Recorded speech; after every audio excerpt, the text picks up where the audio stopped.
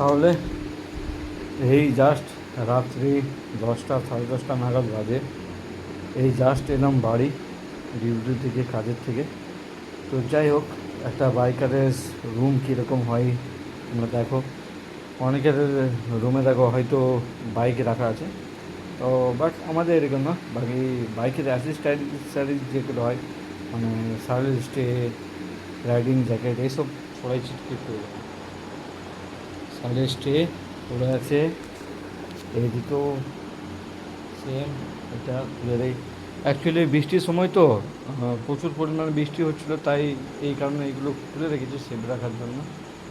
এটা হচ্ছে riding jacket, আর কপারের পেছনে আছে রাইডিং প্যান্ট। সবই ওই চলছে আর কি। তো যাই হোক, একটা নিউজ, যেটা সিকিম নিয়ে উঠছে। তো আমরা ফ্রেন্ডের সার্কেলের বাইক নিয়ে অনেক সময় চলে যেতাম সিকিম। তো ফ্রেন্ড হয়ে গেল, বাবার হয়ে গেল, বা দাদার হয়ে গেল, বা ভাইয়ের হয়ে গেল, কারুর নিয়ে ওই সব কারুর বাইক নিয়ে যাওয়া যাবে না।